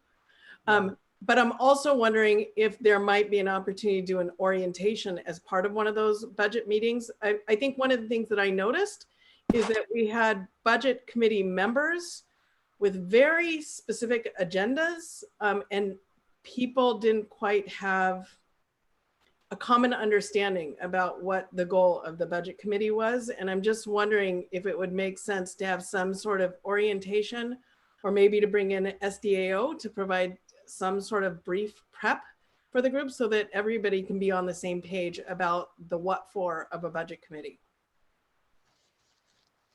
Yeah, I think that's great feedback. And actually, he's still on, but Marcus and I were talking about this today. He found a document that the state of Oregon puts out, and it has a lot of guidance on what the process should be like, what the role of the budget committee is in this. And I think it could be really helpful.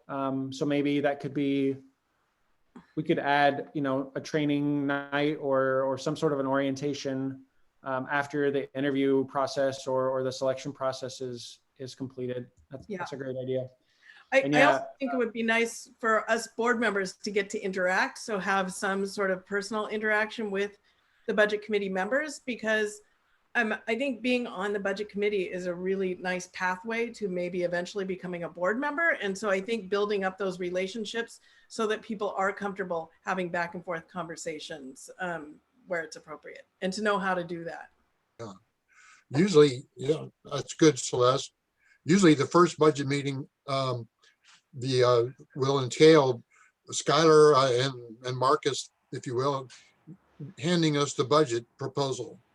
And that would be a perfect time to have that training and introduction.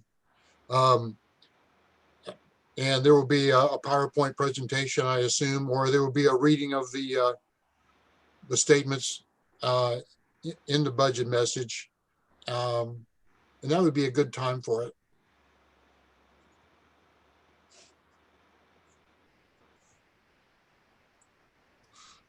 Okay, well, if that's okay to move forward, I think what I'll do right now is keep you informed about budget committee candidates, and then maybe we can work together to just determine what process you'd like to do to selecting the or filling the vacant positions on the budget committee. The last thing I wanted to share in my update, and I don't want to bury the lead, but I think this is a really important change potentially for the district, is we are in the midst of a little reorganization to our staffing structure. And the reasons for that are several fold, but what I included in the board packet is basically a short illustration that shows the creation of three new positions, assistant director positions, and there's one that would be over facilities and maintenance, one that would be over operations, and one that would be over programs. And the way I've kind of, I guess, explained this both for myself, for my own purposes, and for others that I've shared this with is, I think the director of facilities and maintenance is really someone that ensures that the places where we do programs and activities are great places. Oh, sorry, I'm getting a little feedback, but I wasn't sure who that was.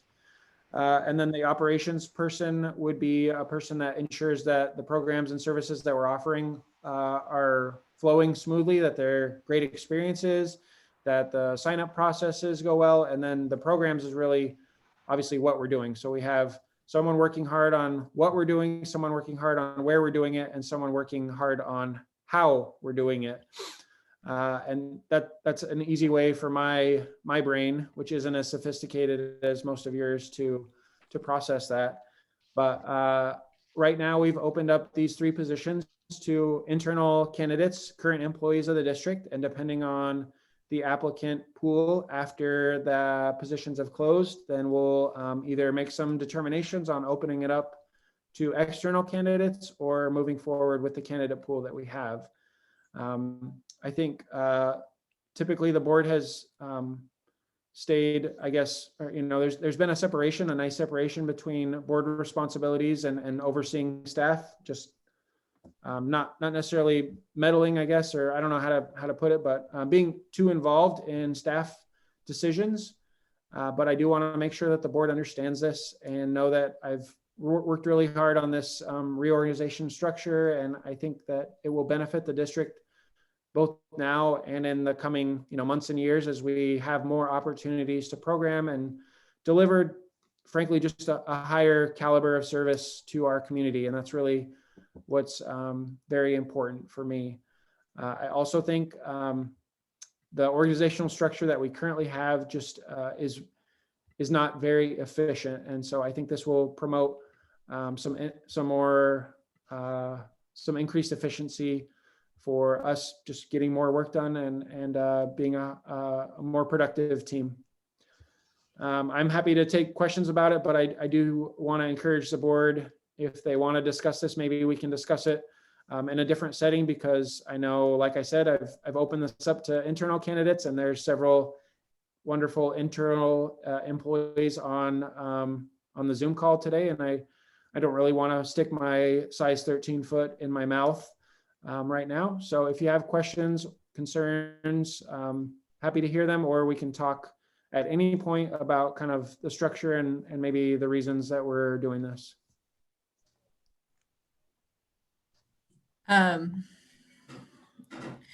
Yeah, maybe we could set up another time. I'm not sure how that would look, Skylar. Yet. The only thing I had mentioned to Skylar in the past, and I haven't really talked to you about it, so I don't know what you decided, but just with the positions being higher level, I don't know if you want to consider different like interview panels, just for a kind of like a neutral perspective. because I know when you do like internal recruitments, that can be sometimes hard to manage, you know, and maybe just having like different touch points for the interview will help with your decision-making process and also the morale, I guess.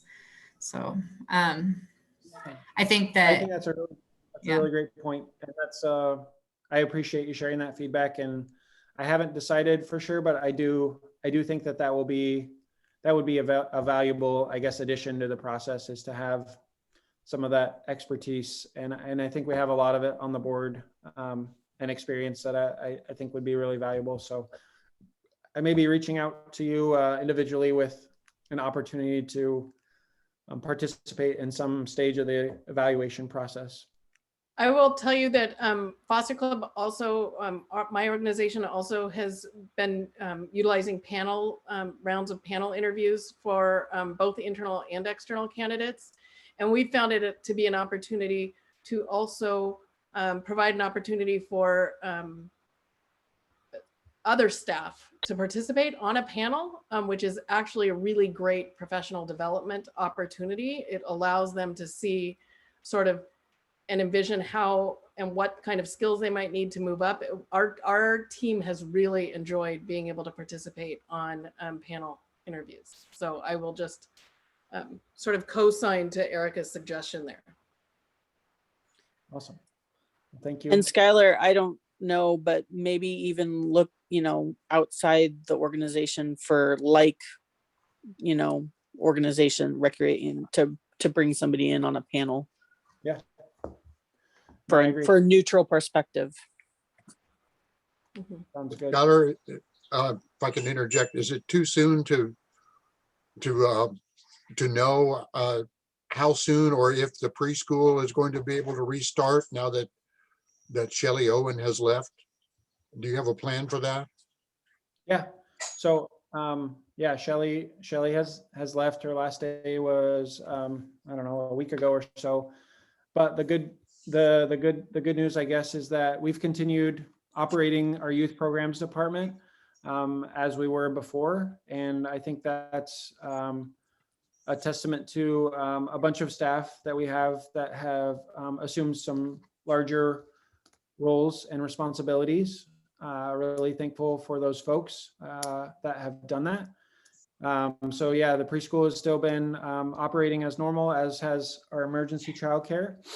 And as soon as we can, we'll be, creating a plan and a structure within youth programs to fill that void that Shelley created, that Shelley's absence has created.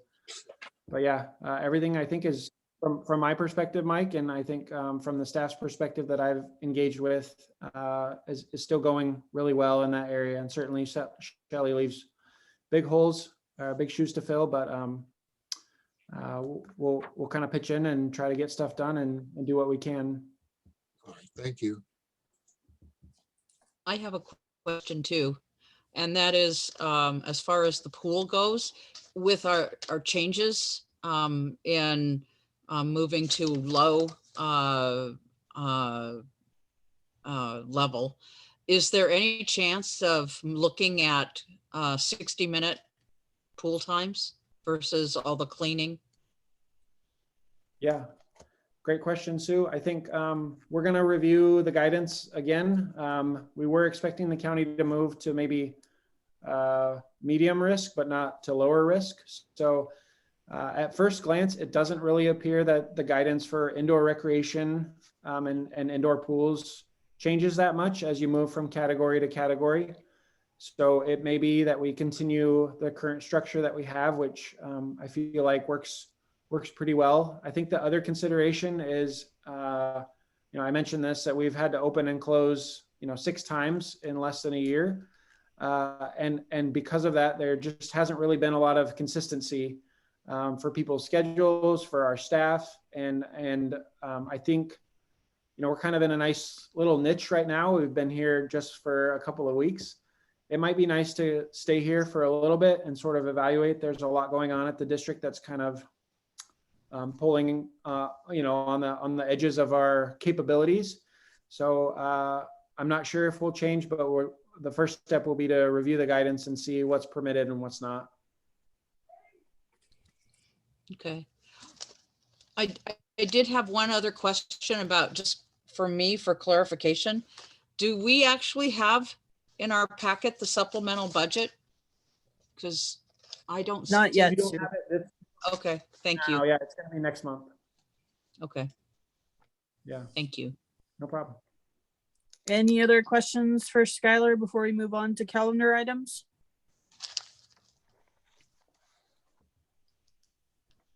All right, moving right along. Upcoming calendar items. We have the budget committee application period will close on March 1st. The last day for candidates to file for the board with Clatsop County is March 18th. Skylar, I would like to add to this list. Can we put our workshop on here for March 9th? We usually do it the second Tuesday of the month.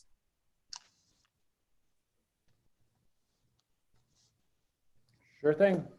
Thank got you. it. Skylar, I probably have a really stupid question, but for the the application for the board positions, what like constitutes a resident of Seaside in order to like actually apply? Is it just having property, or It's defined by the state of Oregon as being where you are registered to vote. So, yeah, the voter registration.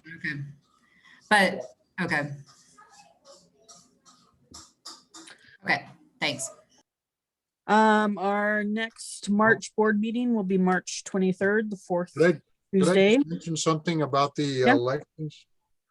I was looking at the pamphlet and I'd already registered to run again, but I was noticing and considering that they had the fees that they would charge you to be included in the voters pamphlet with your profile and a picture if you want to submit a picture.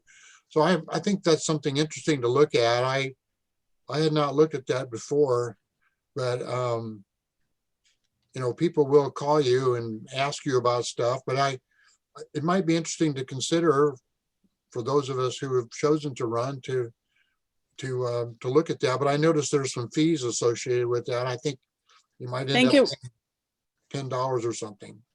Yeah, I think when I did it last time, I think it was like $20 to add something, a picture and a statement. So it wasn't too bad. Well, what is it about petition signatures?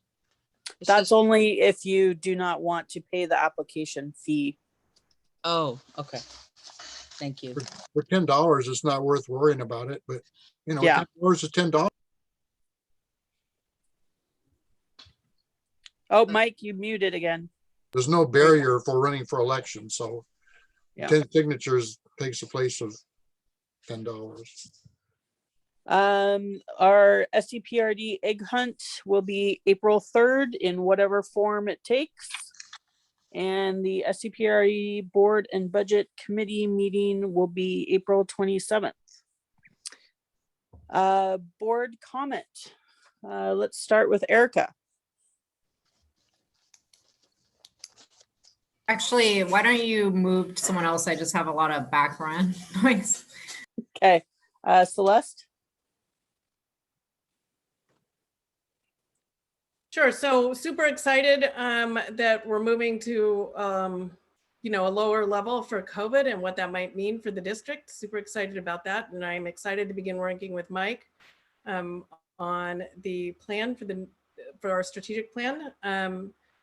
And really appreciate all of the fine updates and all of the information. I was pleased to have the audit delivered to my door, so appreciate that. I don't know if that was you personally, Skylar, or staff, but I just want to make note of the care that goes into preparing all of us board members to participate into these meetings, because it's not a small job to put all the packet information together and have it organized so well. So thank you for doing that.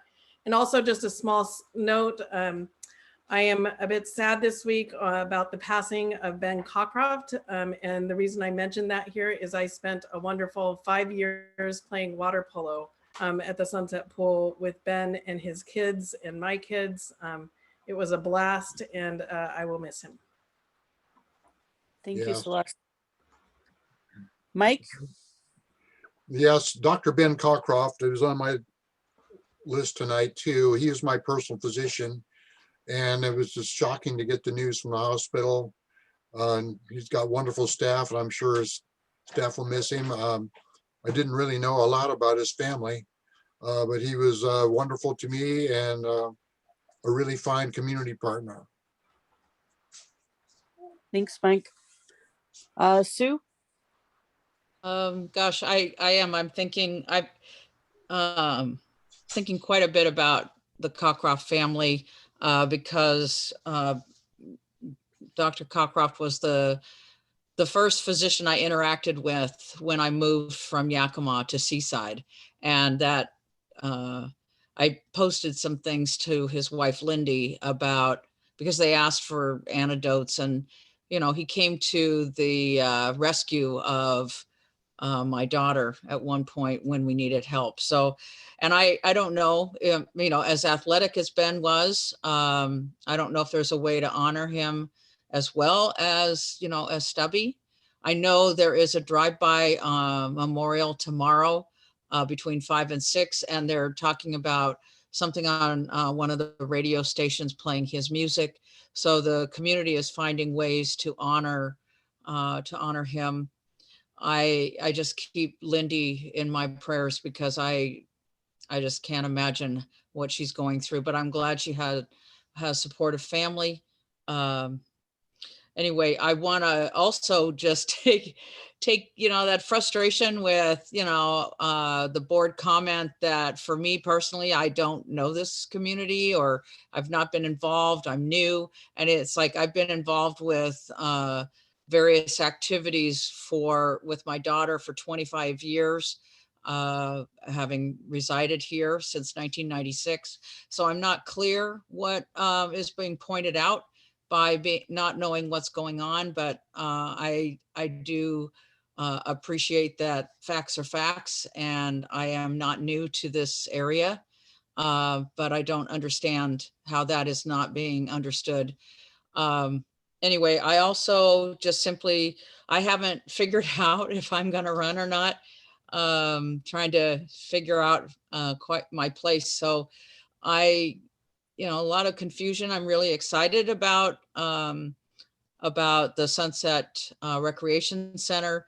I am frustrated about how the warming center was publicized, and you know, the complaints that I got personally.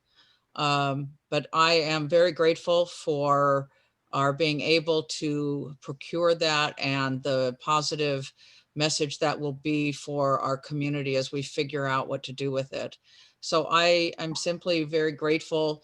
I think we've lost some people in our community. So it just reminds me that we need to take stock of who is around us and appreciate when that might change.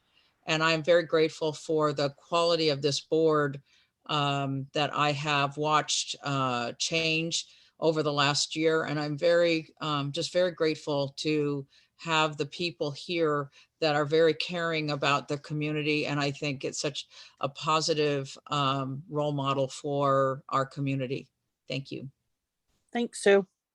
Erica, are you ready? Yeah, sorry. Yeah, I just want to kind of talk about what Sue said. I think that, you know, when I made the comment that some of the rhetoric around us not having experience is divisive, I think the piece that is divisive is kind of the incorrect information, or the kind of continued narrative that we don't have experience. And what that becomes divisive because it's spreading misinformation, basically. And I don't think that there's necessarily a place for that anymore. I think, you know, there's really good questions that come up from the public here, and those are really important. They help the board to analyze and to think deeper about some of the things that we need to review. But I think the experience piece has been demonstrated at this point, and I think the public can rest assured that most of us have been in the community and working with the district for years and years and years, so I think the commitment is there. And I think that kind of needs to stop, basically. And that's why I said what I said last meeting. And then I just wanted to give a shout out to Shelly, who, has left, and I wasn't able to go to some of her goodbye events, but for my daughter, who we moved back from London in 2014, and Jazara, my daughter, started with Miss Shelly at the preschool, and she's a really shy kid. And I mean, Miss Shelly literally changed Jazara's social life, She put a lot of effort into getting Jazara just comfortable. And, we did all this stuff where I would sit outside the classroom and then I would gradually move towards the door, And Miss Shelley was always really she did everything to make Jazara comfortable. And I really, really appreciate what she did for our family. So just giving her a shout out. And, I know that a lot of families experience the same thing with her. Thanks, Erica. I would just like to thank Parks and Rec for continuing to step up and fill the void for emergency childcare.